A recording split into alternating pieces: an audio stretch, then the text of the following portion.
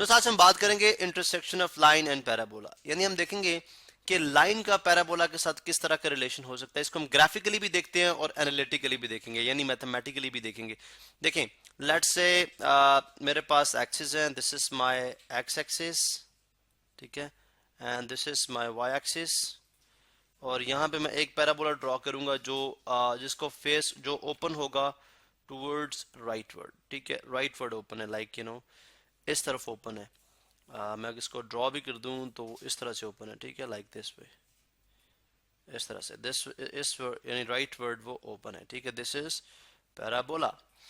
अब देखें, अब इसकी जो इक्वेशन है हमारे पास वो क्या है, Y square is equal to 4ax, Y square is equal to 4x, general equation जिसका फोकस अगर आप देखें तो डेफिनेटली इसका फोकस a0 पे होगा, ठीक है, इस पे हम ऑलरेडी बात कर चुके हुए हैं। अब एक लाइन का इसके साथ रिलेशनशिप क्या हो सकता है, इस लाइन का इसके साथ रिलेशनशिप क्या हो सकता है। देखें, एक लाइन है जो कि इसको एक किसी भी पॉइंट पे इंटरसेक्ट नहीं कर सकती, यानी विदाउट इंटरसेक्टिंग पास कर सकती है, ठीक है, लाइक दिस वे, जैसे मैं यहाँ पे ये शो कर रहा हूँ, ठीक है। एक लाइन विदाउट इंटरसेक्शन इंटरसेक्शन पास कर सकती है।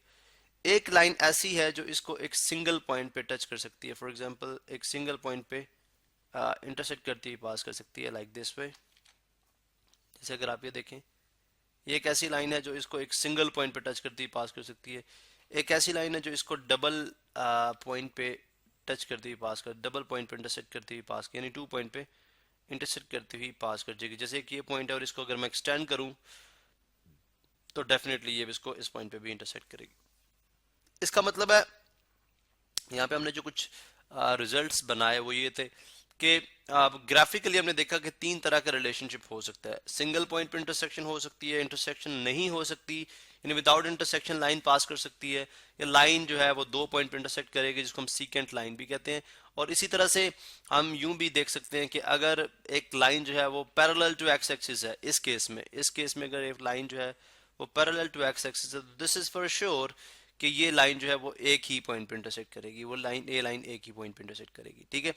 अब since this is the equation of parabola, ये है जी equation of parabola, equation of parabola, ठीक है, Y square is equal to 4ax, equation of parabola, ठीक है, दिस इज इक्वेशन नंबर 1। इस तरह से जो लाइन पास करिए डेफिनेटली इस लाइन की भी इक्वेशन है, जनरल फॉर्म में लिखूंगा, ठीक है। इक्वेशन ऑफ लाइन क्या है, equation of line is y is equal to mx plus c, y is equal to mx plus c, ठीक है। अब जब हम इस लाइन को देखते हैं तो definitely this is equation number 2, this is equation number 2। अब हम इसको साइमल्टेनियस लेकर सॉल्व कर लें। साइमल्टेनियस का मीनिंग क्या, अगर मैं y की वैल्यू इंसर्ट कर दूं इस गिवन वैल्यू के अंदर, इस गिवन इक्वेशन के अंदर अगर मैं y की वैल्यू इंसर्ट कर दूं, like mx plus c whole square is equal to 4ax, is equal to 4ax। अब ये वैसा क्यों कर रहा हूं, बिकॉज देखें, जब हम रिलेशनशिप फाइंड आउट करेंगे इस लाइन का पैराबोला के साथ, तो डेफिनेटली हमें इसे हमें point of intersection find out करना है। अब पॉइंट ऑफ इंटरसेक्शन बेसिकली वो पॉइंट है जो सेम टाइम में उस लाइन पे भी लाई कर रहा हो और पैराबोला पे भी लाई कर रहा हो। अब इसको सॉल्व करने के लिए, उसको फाइंड आउट करने के लिए हमें इनको साइमल्टेनियसली सॉल्व करना पड़ेगा। जैसे मैंने putting the value of y, putting the value of y in equation number 1, तो मैंने जब 1 में पुट की तो y स्क्वायर की जगह क्या आ गया, mx प्लस c का whole square is equal to 4ax।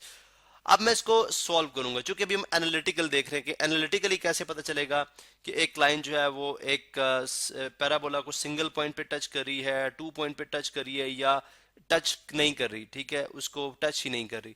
तो ये कैसे हम आइडेंटिफाई कर सकते हैं, देखें। अब डेफिनेटली जब मैं इस इक्वेशन को सॉल्व करूंगा तो मुझे x की वैल्यूज फाइंड आउट करनी पड़ेगी, बिकॉज, ठीक है। अब ऑन सॉल्विंग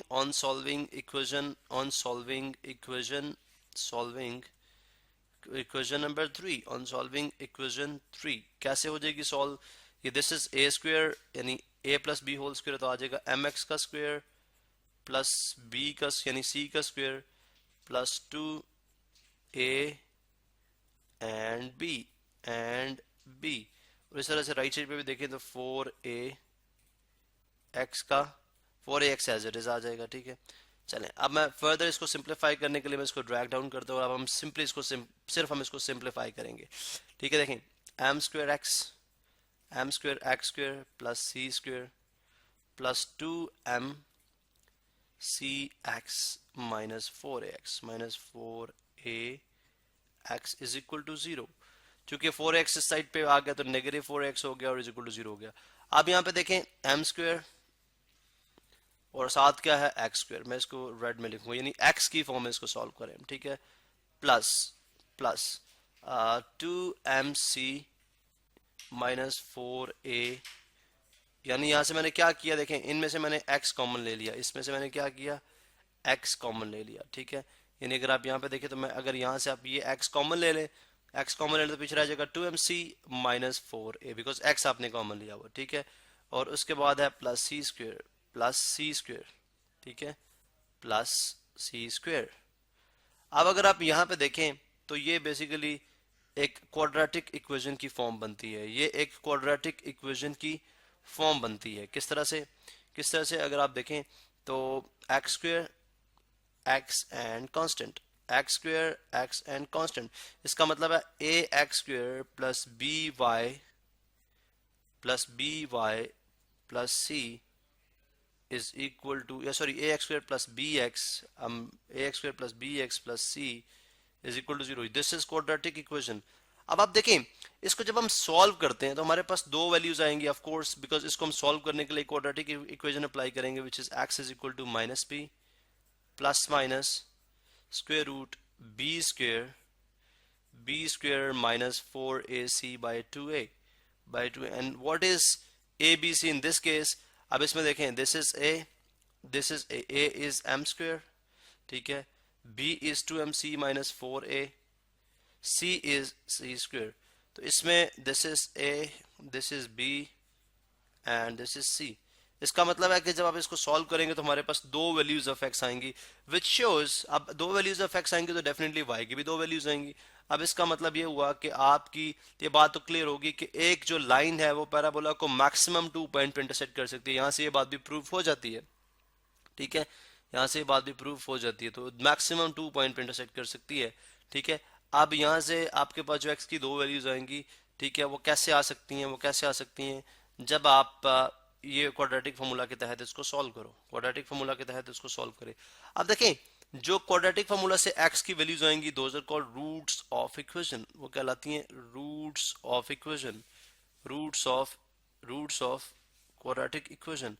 अब देखें roots of equation, roots real हैं, जो है वो नॉन रिपीटेड हैं, रूट्स रियल हैं, रिपीटेड हैं, जिसको हम कोइंसिडेंस भी कहते हैं। ये रूट्स जो हैं वो आपकी इमेजिनरी है। ये डिपेंड करेगा आपके डिस्क्रिमिनेंट के ऊपर। देखें अगर ये डिस्क्रिमिनेंट की वैल्यू पॉजिटिव आती है, it means that if B square minus 4ac,